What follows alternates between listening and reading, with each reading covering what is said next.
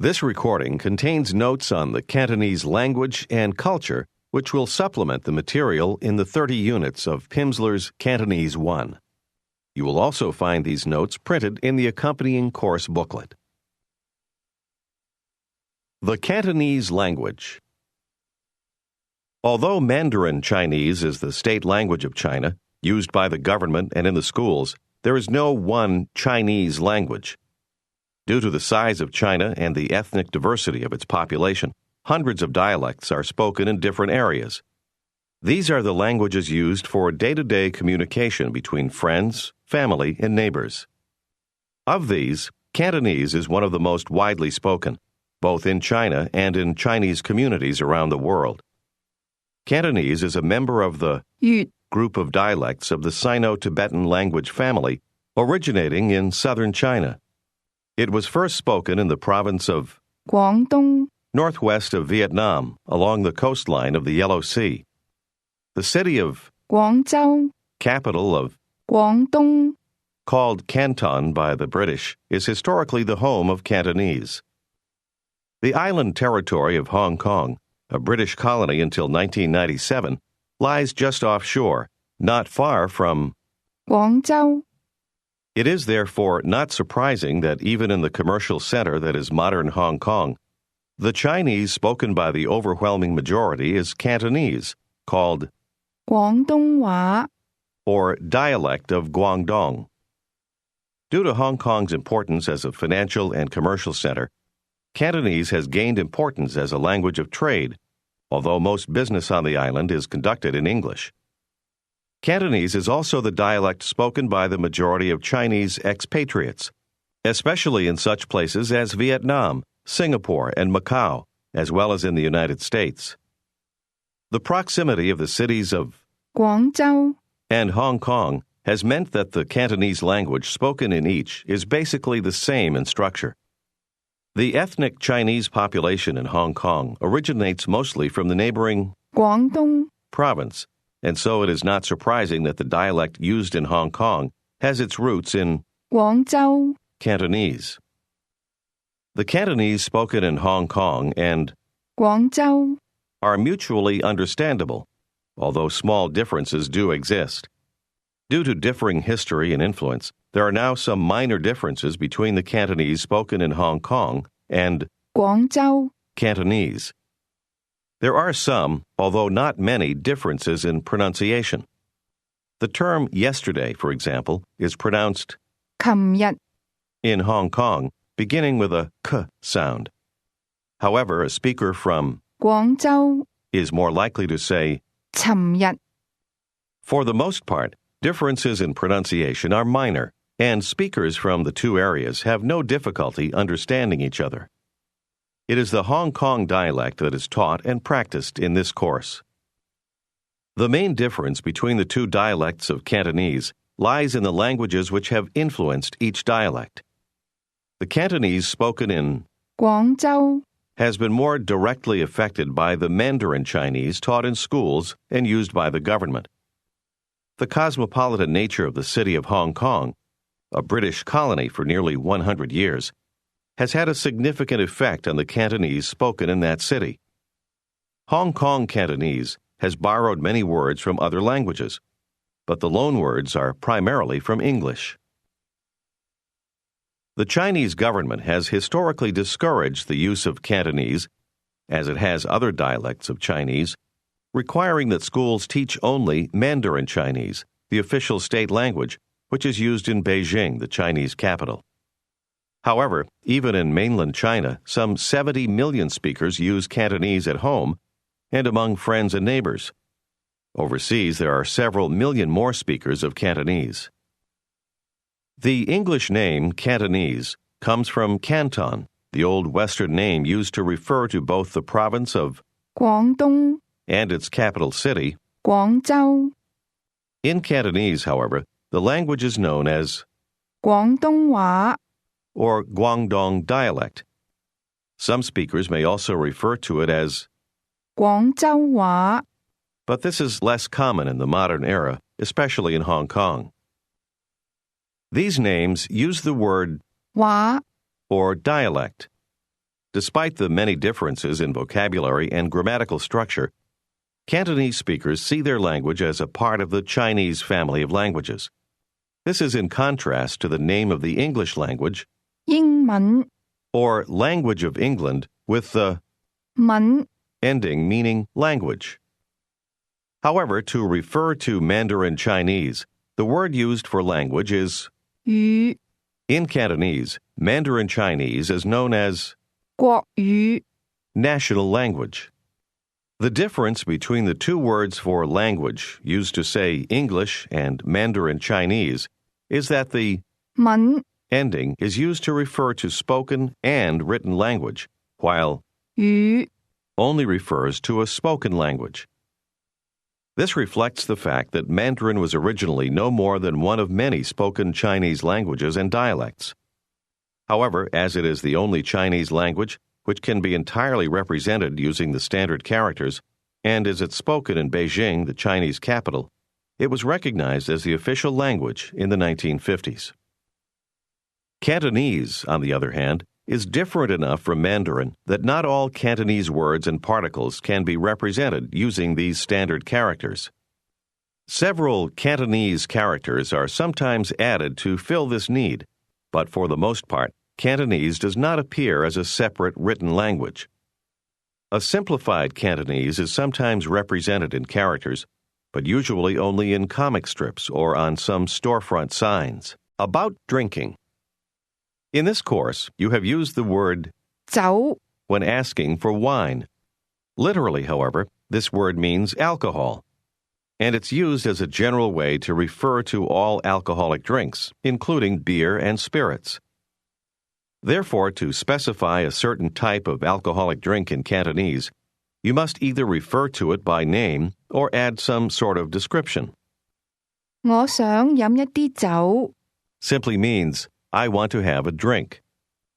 To specify wine, you must ask either for grape alcohol 葡萄酒 or for rice alcohol. 米酒 The word you used for beer 啤酒 literally means barley alcohol. There are many idioms associated with the phrase, 飲酒 most having to do with the observance of some holiday or milestone in a person's life, such as a wedding, birthday, or the birth of a child. For example, 我今晚去飲 literally means, I'm going to have a drink tonight, but it can imply, I am going to attend a reception or banquet or some other function tonight. While this phrase is usually used to describe a wedding banquet, it can also refer to other occasions. However, the question, 你幾時請飲啊 when will you invite people to drink, always refers to a celebration given for a newly married couple. It's like asking, when are you going to hold your wedding reception? That is, getting married. Here are some other uses of the word 酒酒家 tavern, 酒樓 restaurant, or literally alcohol building, 酒店 hotel, 酒鋪 liquor store. Chinese names. As in many other Asian cultures, in China, the society or group is valued more highly than the individual. Your importance is measured by your value to the group, rather than by those qualities which distinguish you from others. This can be seen in the way a person is named in Cantonese. The most important element of the person's name is thought to be the family of which he or she is a member, and so the family name is spoken first. The given name, which sets the person apart even from the others with the same family name, is the final element. Take, for example, the name 陳先紅陳 is the family name and 先紅 the given name. The given name, or first name, is represented by either one or two one-syllable characters. A child's given name is usually chosen very carefully to represent the parents' hopes for and expectations of the child. Cantonese children are not usually given the name of a relative. Westerners are usually referred to by a phonetic representation of their names, and a few Western names have been adopted by some Hong Kong parents. Among these are the names David, 大衛、 Mary, 瑪麗、 and Charlie. 查理、 The actor Charlie Chaplin, popular in Hong Kong, is known as 查理卓別靈。 Chinese people with a Western name will often have a traditional Chinese one also. There are actually over 1,000 Chinese family names in use, but only a few dozen are very common. Children usually take their father's last names. Occasionally, the mother's last name may also be used. Most last names are written using single characters. There are a few two-character last names in use. Among these, 司徒、 and 歐陽、 are two of the most common. Given names are usually made up of one character on the mainland and two in Hong Kong. Dim sum and tea houses. Many Americans are familiar with the term. 點心、 This literally means tease your heart, and in China it is used to refer to small pastries and other finger foods served with tea. In earlier days, dim sum was eaten as a breakfast or light brunch in the morning. Now, however, it is served in tea houses until 2 or 3 o'clock in the afternoon. This custom is observed all over China, not only in areas where Cantonese is spoken. The term dim sum is the same in both Cantonese and Mandarin Chinese. However, in Mandarin, this refers only to appetizers, while the Cantonese sometimes make a light meal of dim sum. Chinese people will often have their 點心、 in a tea house. This is a small establishment which combines the functions of a cafe and a restaurant. The tea house is often used as a neighborhood reference point, a place where receptions or banquets are held, or where one might conduct an informal meeting with business partners or friends. Rice and meals. In this course, you have used the phrase 食晚飯、 with the meaning eat supper. 飯、 Literally means cooked rice, but in modern Cantonese, this word has come to mean meal.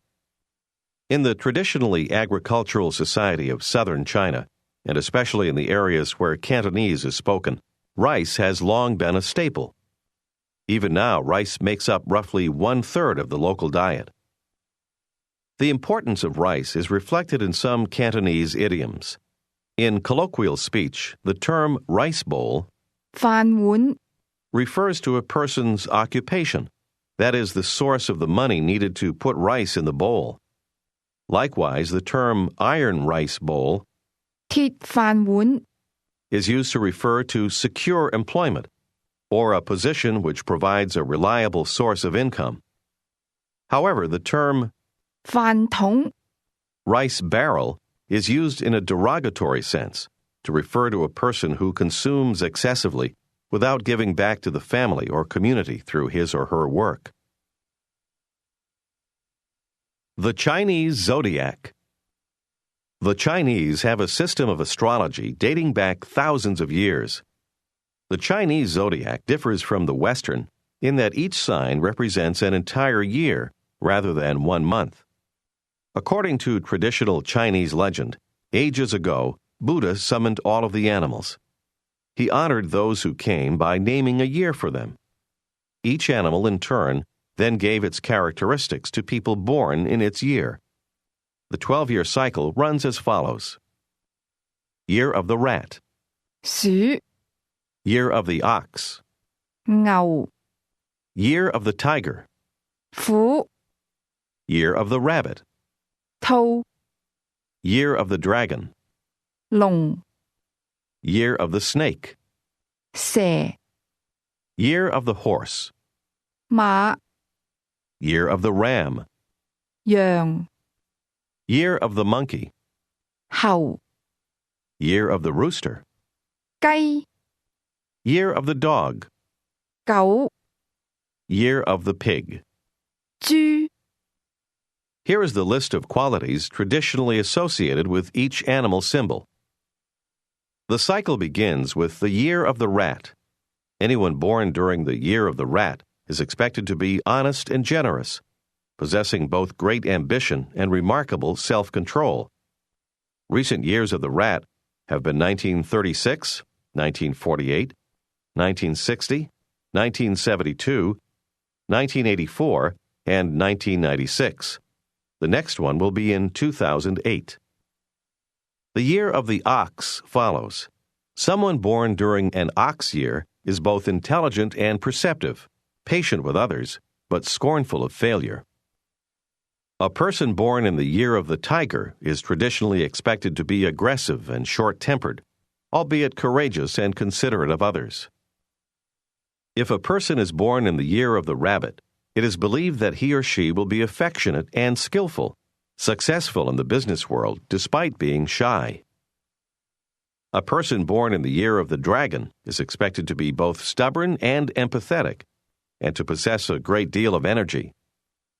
Someone born in the year of the snake is wise and beautiful, yet possibly vain and possessed of a quick temper. If you were born in the year of the horse, you will be attractive, amiable, and well-liked by others. Someone born in the year of the ram will be gracious and creative, but be relatively uncomfortable in a leadership role. A person born in the year of the monkey is clever to the point of genius, with a gift for detail. A rooster is a self-directed, hard-working loner who prefers to choose his or her own agenda. Someone born in the year of the dog is loyal and honest, although demanding of those around him or her. A person born in the year of the pig is expected to be noble and well-mannered, with great integrity and a few close friends. Hospitality.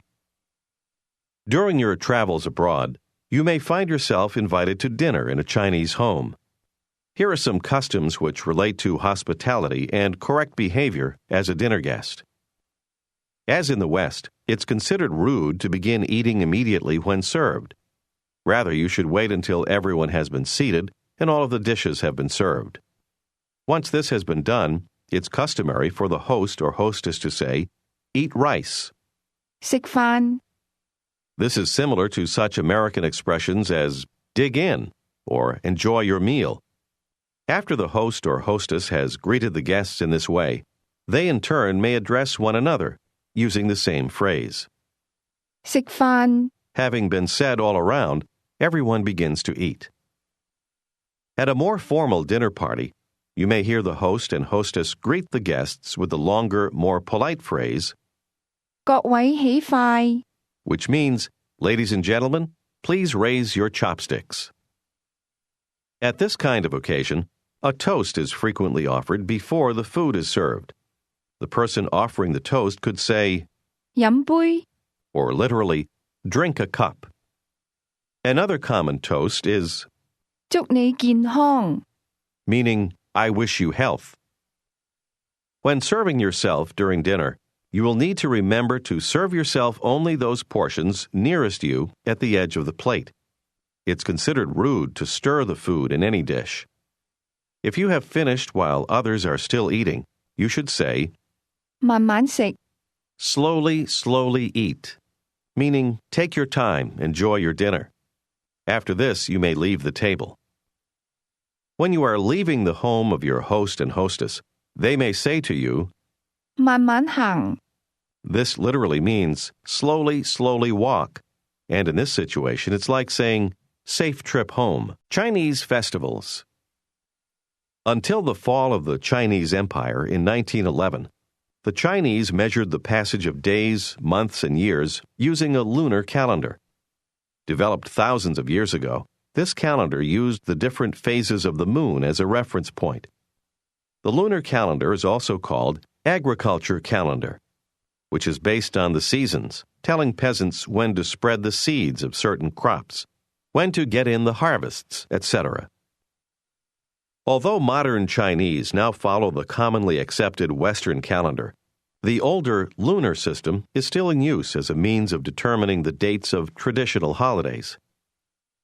Of these, perhaps best known in the West is the traditional New Year's celebration, which is the most important annual festival in Cantonese life. Due to the differences between the Chinese and Western calendars, the Chinese New Year usually occurs somewhere between January 21st and February 19th.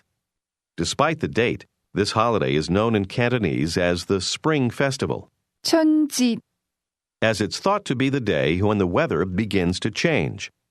However, when it is celebrated, it is often the coldest time of the year. When celebrating the Chinese New Year, Cantonese people will often exchange traditional greetings. These vary, but all express the wish that the person with whom you are speaking will have good luck in the new year. For example, when greeting an older person, you might say, 恭喜你長命百歲 This literally means, I wish that you may live 100 years. Similarly, you could greet a child by saying, 恭喜你快高長大 or I wish that you may grow fast and tall. To a young couple, you could say, 恭喜你哋密運成功 Saying this, you are wishing them good fortune and a happy marriage. Other common greetings, applicable to anyone, are 恭喜發財 May you receive a fortune, and 萬事如意 10,000 things will turn out according to your wishes. The purpose of these greetings is to establish an atmosphere of good luck as the year begins. Conversely, anything associated with bad luck is avoided in conversation at all costs. During the holiday, the Chinese refrain from discussing death, 死 illness, 病 or loss. 書 You should never give someone a book as a New Year's gift because book 書 has the same sound as the word loss, or to lose. Similarly, a clock is an inappropriate gift because the phrase give clock 送鐘 sounds very similar to the words meaning attend someone's funeral. The Chinese will even try to avoid expressing disappointment or displeasure of any kind during this holiday. If, for example, you inadvertently break something, say a vase or a mirror, you should say, that's good. 好嘅 Another important festival 清明 is celebrated around April 5th. This day commemorates one's ancestors and usually includes paying respects to the dead in the family's graveyard. As it is in the middle of the spring, it also provides an opportunity for a walk or picnic with the whole family.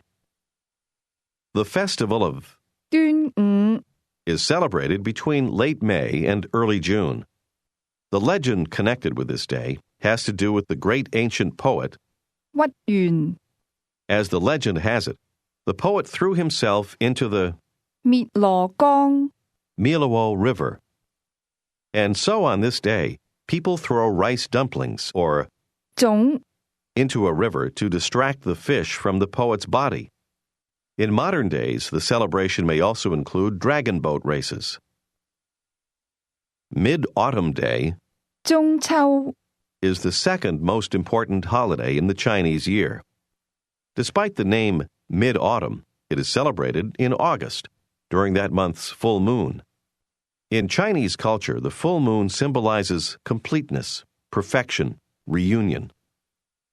On this day, people eat round moon cakes 月餅 and fruits with a round shape, such as watermelons, oranges, and grapefruit.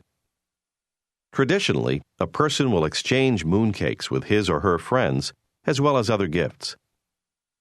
The gift of a mooncake has a ritual significance to the Chinese, which is somewhat equivalent to Christmas gifts in the West, the Chinese calendar.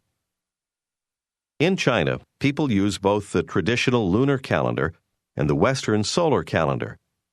The adoption of the solar calendar can be dated back less than 100 years after the fall of the Chinese Empire. The lunar year consists of 12 months, or 月 the word 月 can mean both moon and month. Each moon has 29 or 30 days. The months are named using ordinal numbers, and the word 月 is used as a suffix. For example, January is called 一月 or literally one moon. In order to differentiate between the name January and the period 1 month adds the measure word. 個 When saying 1 month, you literally say, one piece of the moon. February is called 2月 or weeks. The word we've used, 星期 literally means star period and dates back only to the spread of Christianity. Similarly, the Cantonese refer to Monday as 禮拜一 This means one day after worship, or literally worship one. Tuesday is 禮拜二 Wednesday, 禮拜三 and so on. The exception to this pattern is Sunday, or worship day. 禮拜日 This name is very similar to Monday, 禮拜一 or worship one. The difference is that the word one used with Monday is pronounced with a high level tone, while the word day is pronounced with a low level tone. These names were obviously based upon religious belief, but they have been used so commonly for so long that there is no longer any religious significance attached to them. But they have been used so commonly for so long that there is no longer any religious significance attached to them. They are used by Christians and non-Christians alike in both Hong Kong and Guangzhou. Written Chinese. The Cantonese dialect does not have a written system of its own. All educated Chinese write in Mandarin, using the characters specific to that dialect. However, these are not phonetic representations of the sounds, but rather are pictographs, characters representing a drawing of an object, or ideographs, characters symbolizing ideas or an abstract notion. There are now two distinct versions of the Chinese writing system: the traditional characters and the modified or simplified characters. The simplification was achieved by a reduction in the number of strokes of commonly used characters. In the 1950s, the Chinese government introduced an official policy, enforced through the country, making the new simplified characters mandatory. The traditional system, however, has remained in use in Hong Kong and outside of China. When first exposed to written Chinese, you may naturally find yourself somewhat intimidated. Mastering written Chinese is indeed an extremely long and complex process, and even many native speakers are not familiar with every one of the thousands of Chinese characters. During the course of your travels in China, you may learn to recognize some commonly used Chinese characters. However, in this course, you are learning spoken Cantonese. While a familiarity with Chinese ideograms may be useful to a visitor, it is not necessary to be able to read Chinese in order to acquire the ability to speak.